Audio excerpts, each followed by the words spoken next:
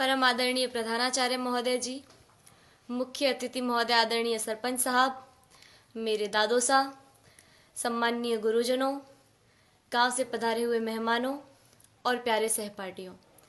26 जनवरी को गणतंत्र दिवस के रूप में मनाया जाता है, ये तो हम सबको मालूम है। अब इस लोकतंत्र की राह पर चलते चलते हमारी शिक्षा व्यवस्था किस राह पर आकर खड़ी हो गई है, आज मैं उसके बारे में कुछ निवेदन करना चाहूंगी। हमारे देश में दो तरह की शिक्षा व्यवस्थाएं चल रही हैं, अमीरों के लिए अलग, गरीबों के लिए अलग। अमीरों के लिए प्राइवेट स्कूल, गरीबों के लिए सरकारी स्कूल। मैंने कई बार देखा है, घर पर जब मेहमान आते हैं और पूछने पर हम ये बताते हैं कि सरकारी विद्यालय में पढ़ रहे हैं, तो उनके चेहरे का रिएक्शन, भाव एक अलग तरीके का हो जाता है। तब मुझे बड़ा दुख होता है। उन सभी लोगों से मैं ये निवेदन करना चाहूँगी कि आप बहुत बड़ी गलतफहमी में हैं, क्योंकि शिक्षा का जो स्रोत है, शिक्षा जहाँ से आती है, वो आदरणीय शिक्षक है। शिक्षा ऊंची बिल्डिंगों से, बड़े बड़े गार्डन से, अच्छी बसों में सफ़र करने से या एसी रूमों से शिक्षा नहीं आती है।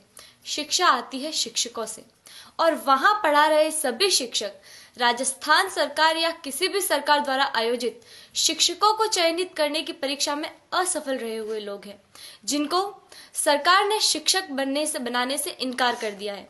वो सभी लोग वहाँ पढ़ा रहे हैं।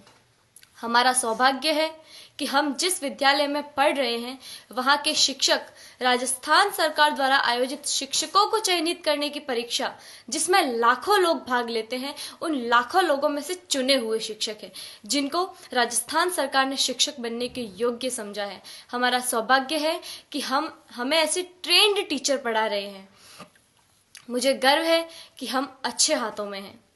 मेरे दादो सा आदरणीय जय सिंह जी देवल यहाँ विराजे हुए हैं, जो मुझे कभी कभी एक बात कहते हैं कि जितने भी आईएएस, आरएएस या सरकार के किसी भी उच्च पद पर लगे हुए ऑफिसरों में से ज्यादातर ऑफिसर्स सरकारी विद्यालयों में पढ़े हुए हैं और सरकारी विद्यालयों से ही उत्तीर्ण हुए हैं।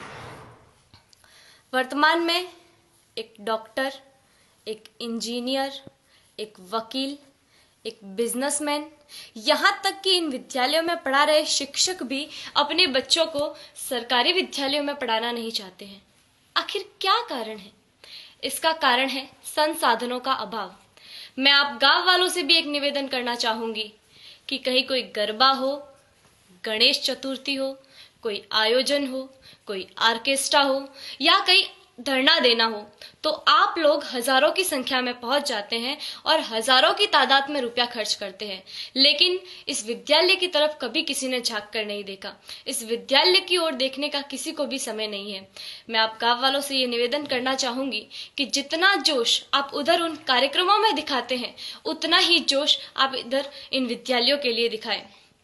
भविष्य में संजोगवश हम सरकारी विद्यालयों में पढ़ रहे छात्रों में से कोई प्रधानमंत्री या और कुछ बन गया, तो सबसे पहले तो हम ये कोशिश करेंगे कि भारत की तमाम सरकारी स्कूलों को एक उच्च स्तर पर ले आए, ताकि वर्तमान भविष्य में भारत में एक ऐसा समय आए कि सभी बच्चे सरकारी विद्यालय में पढ़ रहे होंगे।